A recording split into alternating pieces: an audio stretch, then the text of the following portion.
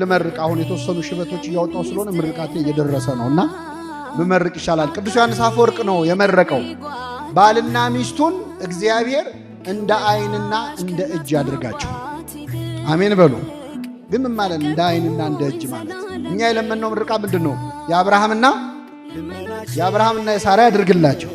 የአብርሃምና የሳራ ጋብቻ ማለት ምን ማለት ነው? የአብርሃምና የሳራ ጋብቻ እንደዚህ ዲኮር ነበረው። ካሜራማኖች ምናምን እንደዚህ ሲበጠብጡ ነበር። ግብዣ ነበረው። ሰርግም መደረጉ አልተጻፈም። የአብርሃም የሳራ ጋብቻ ያድርግላችሁ ማለት ምን መሰላችሁ? እንደው በቃ ምንጣፍ እየተነጠፈ አበባ እየተነሰነሰ ኑሩ ማለት ነው። እንደዚህ አይነት ትዳር የለም። ትዳር መጀመሪያ ላይ ፍቅር ነው።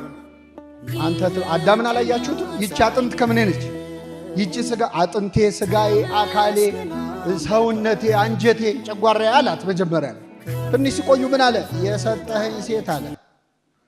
ምን ያልከኝ ሴት? ይኸውልህ አሁን ይሄ ሃኒሙን ስቴጁ አለቀ ማለት ነው።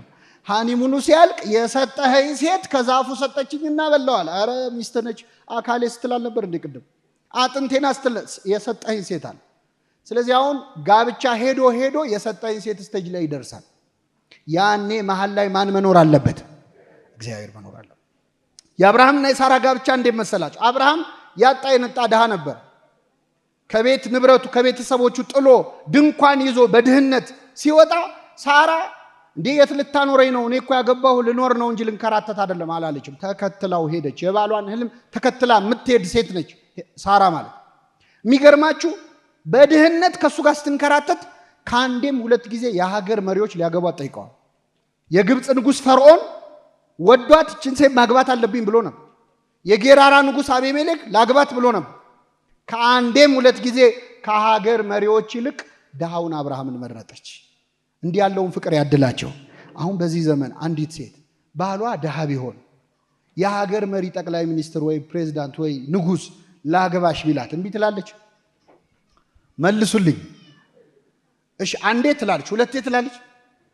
ሁለተኛው ላይ እኔ አንተ አየው ለውጥ የለህም፣ አትሻሻልም፣ አንተ የሚለፍልህ እኔ ማሳልፍልሃለሁ፣ ትረዳኛለህ፣ መቼስ አንደርስታንድ ታረጋለህ ነው የምትለው። ሳራ ግን ሁለት ጊዜ ድሃውን አብርሃምን ተከተለች። እንዲህ ያለው ፍቅር ያድላቸው። አብርሃም ሲዋዛ ሰው መሰላችሁ እንዴ? አብርሃም ሚስቱ ሳራ ሳትወልድ 90 ዓመት ነው የታገሳት። ስንት ዓመት? 90 ዓመት። እሷ መታገስ አቅቷት ከገረዷ ወለድ አለችው። ምናልባት ከሱ ከሆነ ችግሩ ብላ ቼክ ልታረግም ይሆናል። ከገረዷ ወለደ፣ አስወጣልኝ አለችው። አስወጣላት። 90 ዓመት ሙሉ አንድ ቀን ፊቱን ሳያጠቁርባት ሳራ ታገሳት። የታገሰ ከሚስቱ ይወልዳል ይባላል። የታገሰ ከማን ይወልዳል? በ90 ዓመቷ ልጅ ያገኘች። ለአብርሃም ትዕግስት ብሎ እግዚአብሔር ሳራን ልጅ ሰጣ።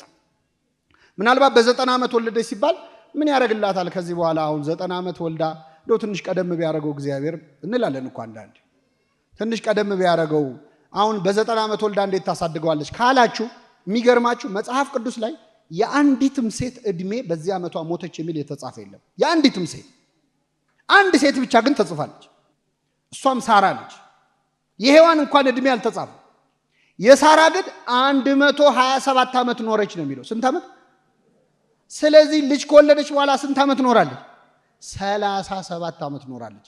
እግዚአብሔር አንድ ነገር ሳይሰጥ ከዘገየ ዘግይቶ የሰጠህን ነገር የምትጠቀምበትንም ጊዜ አብሮ ይሰጣል ማለት ለሁላችን ይስጣል። ስለዚህ የአብርሃም የሳራ ያድርግላቸው። የአብርሃም የሳራ ማለት እንግዳ የሚስተናገድበት ነው። አሁን የአብርሃም የሳራ ያድርግላችሁ ሲባል ሙሽራውን የመረቅን መስሏችሁ ነው? እኛ ራሳችንን የመረቅ ቤታችሁ መተን እንብላ ማለት ነው።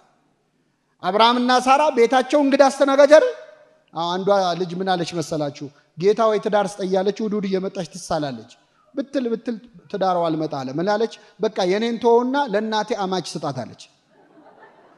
የተሳለችው ለማን ነው? እንደዛ ነው። የአብርሃም የሳራ ያድርግልን ማለት ቤታችሁ መተን ሳንበላ አንውጣ ማለት ነው። እንግዳ የሚስተናገድበት ቤት ይሁን፣ ስሉስ ቅዱስ የሚገኙበት ቤት ይሁን። ቤታቸውን እግዚአብሔር የበረከት ያድርግላቸው። ቅዱስ ዮሐንስ አፈወርቅ ደግሞ ምን አለ? ባልና ሚስቱን እንደ አይንና እንደ እጅ ያርጋቸው እግዚአብሔር አለ። እጅ ሲቆስል የሚያለቅሰው ማን ነው? አይን ሲያለቅስ የሚጠርገው ማን ነው? እግዚአብሔር እንደዚህ ያድርጋቸው። የሰማነውን በልቡናችን ያሳድርብን።